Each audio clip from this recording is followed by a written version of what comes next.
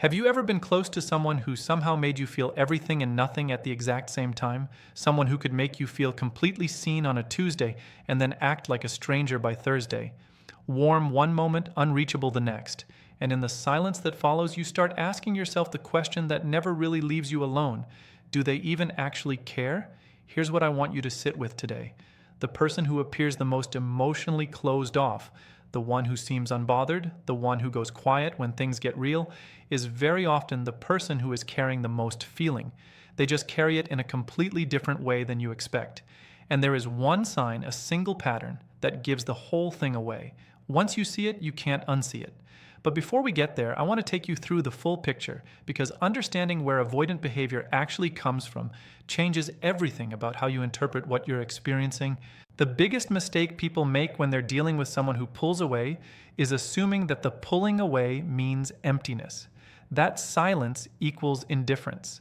That if this person genuinely felt something, they would find a way to show it clearly, consistently, without all the confusion. That assumption makes sense on the surface.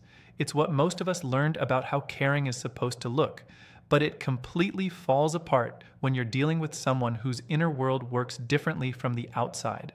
Avoidant people are not emotionally hollow. In fact, it's almost the opposite. They tend to feel things intensely, sometimes more intensely than people who express themselves openly. The issue isn't the absence of feeling. The issue is that the feeling, when it shows up at full volume, becomes something they don't know how to be inside of. Emotions rise fast, hit hard, and arrive in a way that feels foreign and destabilizing rather than natural and welcome. When that happens in the context of a close relationship, something shifts internally for them. What registers as warmth and connection on your side can register as pressure on theirs. What feels like love to you can feel, to them, like the beginning of losing control over themselves. They might want your company more than they want to admit. They might think about you more than they'd ever say out loud. They might feel drawn toward you in ways that confuse even them. But the moment that pull becomes undeniable, the moment the feeling crosses from possible to real, their instinct doesn't move them toward you. It moves them back. Not because they want to lose you, but because they are trying to get back to a place inside themselves where the emotional volume is manageable again. That's the piece most people on the outside never see. This fear of closeness doesn't come out of nowhere. It's almost always the product of years of learning, usually early, that vulnerability wasn't safe. Maybe the people around them when they were young were inconsistent. Maybe showing emotion led to being dismissed or judged. Maybe they were taught, explicitly or implicitly, that strength meant self-reliance, and that needing someone was a form of weakness. Whatever the specific origin, the lesson that got absorbed was this: depending on someone else is dangerous. And now, years later, even when they want connection, even when they're reaching for it, that old lesson activates. Their nervous system braces, and they shut down before the feeling can get too big to manage. What this looks like from your side is a confusing rhythm. There are moments, sometimes whole stretches of time, where they seem genuinely present, open even, warm and engaged in a way that gives you hope. You get a real glimpse of what exists underneath the surface. And it's good. It's real. It feels like something. Then, almost without warning, the door closes. They become harder to reach, slower to respond, less expressive.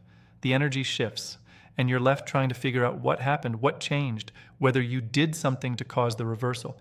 From their side, this isn't inconsistency in the way it feels to you, it's protection. It's them trying to manage an emotional experience that has grown bigger than their current capacity to hold it. They aren't playing a game. They're coping with the only tools they have, and those tools mostly involve creating distance until the internal pressure drops back to a level they can handle. Many of them aren't even fully aware of what they're doing or why. They might miss you genuinely while simultaneously convincing themselves they're fine on their own.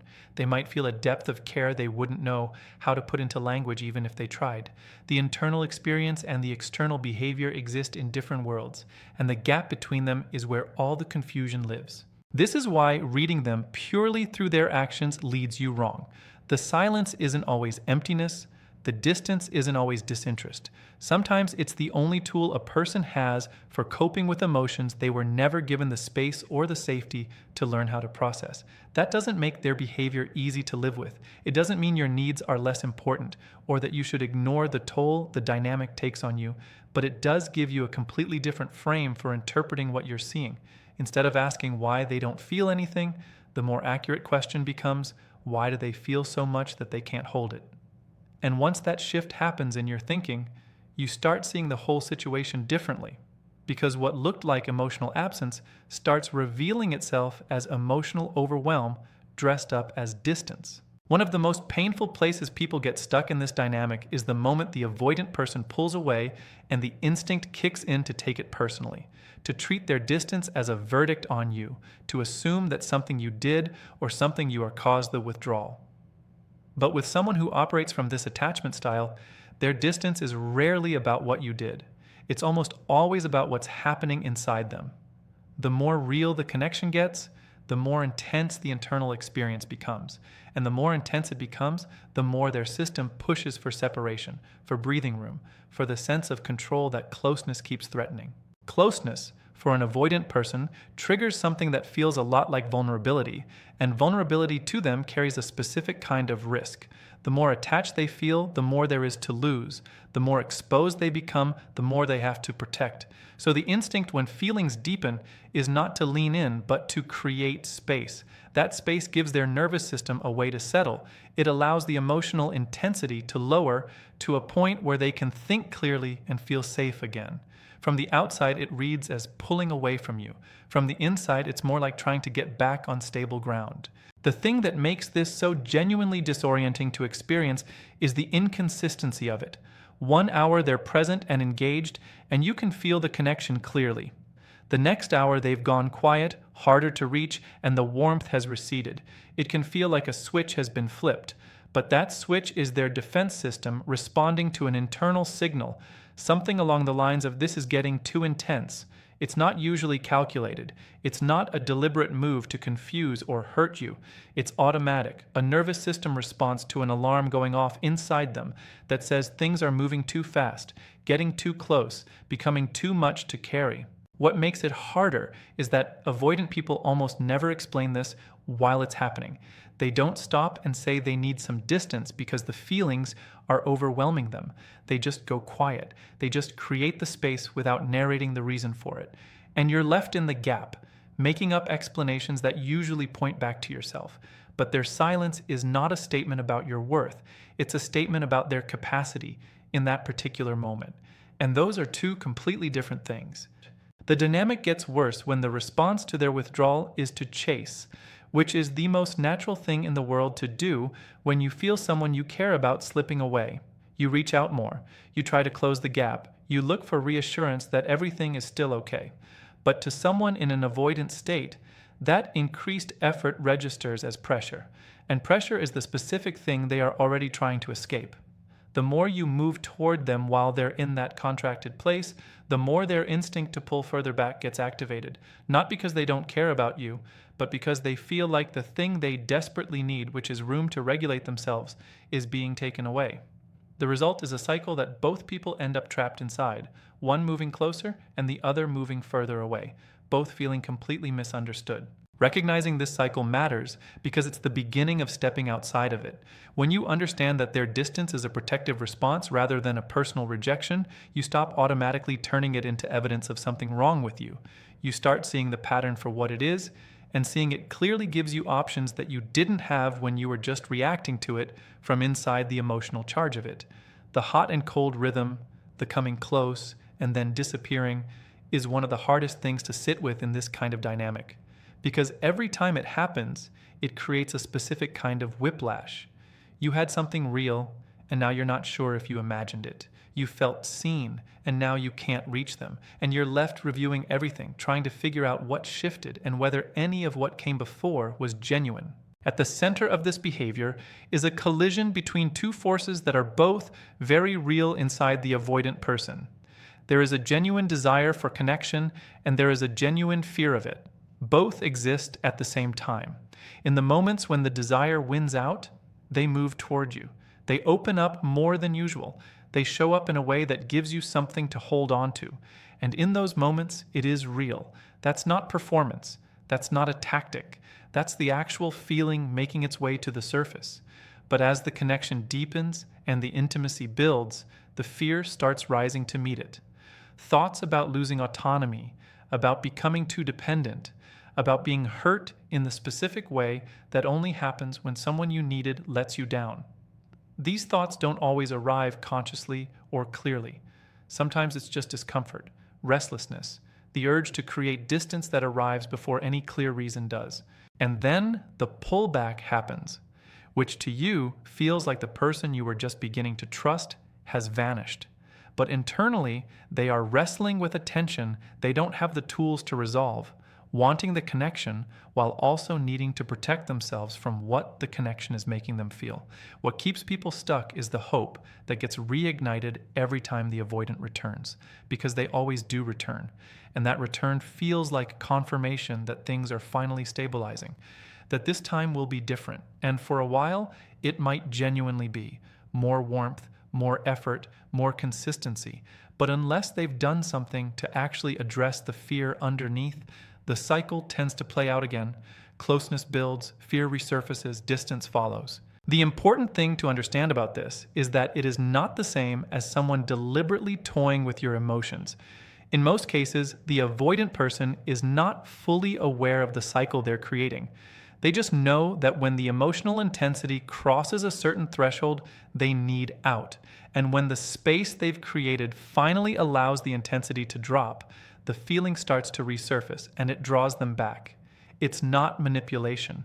It's a person without the emotional tools to maintain consistency, responding to an internal experience they don't entirely understand. For the person on the receiving end, this can become exhausting in a way that's hard to explain to someone who hasn't lived it. You're constantly recalibrating, holding on to the good moments while managing the painful ones, adjusting your own behavior, your expectations, your emotional availability, all while trying to keep yourself from completely losing your footing. And over time, that can make you feel fundamentally unstable, like you're always waiting for the next shift, always reading the air for signs of what's coming. Recognizing the pattern as a pattern, something that originates inside them rather than something you're causing, is the first step toward getting your footing back. Because the moment you stop making their behavior primarily about you, you start seeing it more clearly. And seeing it clearly is what lets you make real decisions about what you're willing to live inside of and what you're not. One of the most quietly painful parts of caring about someone with this attachment style is the absence of direct verbal expression. You wait for clear words. You want them to say the thing, to name what this is, what you are to them, what they feel. And it rarely comes in a clean, direct form. Not always because the feeling isn't there, but because putting the feeling into words makes it real in a way they can't walk back from.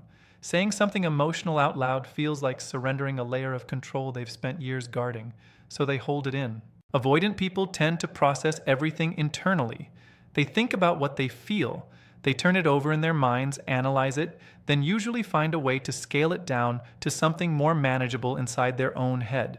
Even when the feeling is significant, there's an internal filter that stops it from coming out in direct expression. The words form and then don't quite make it all the way out. Not because they don't care, because making it audible makes it binding. And binding is terrifying when your whole emotional architecture is built around keeping your options and your exits available. Because of this, their feelings tend to come out sideways, through actions rather than language. They check in after a long stretch of silence, not because the moment feels natural, but because the pull toward you became stronger than the urge to stay away. They remember specific things you said weeks ago that you didn't even realize they were listening to. They show up in practical ways, help you with something without being asked, solve a problem, handle a thing, because doing something concrete feels like safer emotional territory than saying something vulnerable. These quiet actions are easy to dismiss or overlook, especially when you're waiting for the version of caring that comes through in clear words. But for them, this is often the fullest expression of care they currently know how to offer. The challenge is the gap between what they're showing and what you need to hear. When you're accustomed to more direct communication, their silence can genuinely feel like absence even when it isn't. And over time, that gap between what you're hoping for and what's actually being offered can erode your confidence in the connection and in your own sense of what's real. Another layer to this is that avoidant people frequently struggle to identify their own emotional experience clearly. It's not just about difficulty expressing feelings. Sometimes they genuinely don't fully know what they're feeling in real time. They might feel pulled toward you while simultaneously feeling uneasy about that pull. They might miss you while also convincing themselves they're completely fine on their own. The internal experience is often contradictory and unclear, which makes expressing it externally even harder. They don't want to say something they can't maintain or fully mean, so they say less, or they say something small and carefully controlled, and quickly shift away from the moment before it can settle into anything too real. Even those small, controlled expressions carry more weight than they appear to on the surface, because they are stepping outside of their comfort zone to say that much. The understated version is their version of something significant. When you start hearing it that way, the whole picture changes. Now here's the sign that I said exposes everything they're trying to hide. It's not something they say, it's not something dramatic or obvious, it's not a grand gesture or a sudden breakthrough into emotional availability. It's something far simpler and far more telling than any of that. They keep coming back, no matter how quiet they've gone, no matter how long the distance has stretched, no matter how thoroughly they seem to have retreated, they reappear. Sometimes it's a brief message, sometimes it's a casual reaction to something you posted, sometimes it's a small check-in that seems almost incidental but wasn't, and sometimes it's more direct, a genuine attempt to reconnect, to find their way back to where things left off. Every time it happens, it creates a new layer of confusion, because you can't figure out why someone who is apparently so capable of walking away never quite stays away. The reason this matters so much is what it reveals by its very existence. People who feel nothing do not come back. There is no internal pull towards someone who has stopped mattering. When someone is genuinely indifferent, they detach and they stay detached. Clean and final, there's no magnetic pull that keeps drawing them back. But with an avoidant person, the pull doesn't disappear when they create distance. They try to quiet it, they distract themselves, they work to convince themselves they don't need the connection. But the feeling doesn't fully dissolve. It sits somewhere underneath everything, quieter than before, but not gone, until it builds enough momentum to bring them back again. What you're watching when you see this pattern is not clarity, it's conflict. Every return is the evidence of the part of them that wants connection winning out over the part that needs to stay protected. The distance they created didn't erase the feeling. It postponed it. When they come back, it's because they've had enough breathing room to lower the defenses and let the pull toward you surface again. The fear is quieter, and so the desire to reconnect becomes louder than the instinct to avoid. But here's where it's important to be honest with yourself, because this is where a lot of people get stuck. Coming back is evidence of feeling. It is not evidence of readiness. Those are two different things, and confusing them is what keeps people in cycles that have genuine emotion in them, but no actual forward movement. An avoidant can keep returning indefinitely without ever doing the internal work that would allow them to stay consistently. Each return brings a fresh wave of hope, and each departure brings the same confusion as the last one. Feeling something real and being capable of sustaining it are not the same thing. This is what shifts the question you should be asking. Not just do they come back, but how do they come back? Do they return with more openness than before, more willingness to stay in the discomfort instead of creating an exit, more genuine effort to show up differently, or do they come back and slip right back into the same rhythm, the same pattern, the same eventual retreat? Coming back is meaningful, but it's only truly meaningful when it comes alongside some kind of growth. Without that, it stays a cycle, a loop of feeling and fear and return that never quite becomes something stable. At some point, and this is the part that matters most for you, the focus has to come home, back to yourself, back to your own experience. It is very easy, almost automatic, to get completely absorbed in trying to decode another person's behavior. Every silence becomes something to interpret. Every small shift becomes something to analyze. You start thinking that if you just get it right, if you understand them fully enough and respond carefully enough, things will finally settle into something you can actually count on. But the truth is, no level of understanding their psychology can create security in a place where security doesn't yet exist. Understanding them doesn't make the inconsistency stop. And chasing, however gentle or patient, doesn't produce the stability you're after. More often, it just triggers the cycle again. Pausing, giving space not as a strategic move, but as a way of coming back to your own center, changes the dynamic inside you even if it doesn't immediately change their behavior. It creates the conditions for you to see things more clearly, to observe the pattern without being completely swept up inside it, to notice what their behavior actually looks like over time, rather than getting lost in any single moment of closeness or distance. There's a distinction worth drawing here between understanding someone and overextending yourself for them. Understanding gives you context. It lets you stop taking everything personally. It gives you a framework that stops every withdrawal from feeling like a direct statement about your worth. That kind of understanding is genuinely useful. But overextending happens when that understanding becomes the justification for staying inside a dynamic that leaves you consistently anxious, confused, and emotionally depleted. Being able to explain why someone behaves the way they do doesn't mean you have to accept that behavior without limits. What you need matters. Your need for consistency, for real communication, for emotional presence that you can actually count on, these are not excessive or unreasonable expectations. They're the basic requirements of a healthy connection. An avoidant person may genuinely struggle to meet them, and that's real and worth acknowledging, but that struggle is not yours to fix.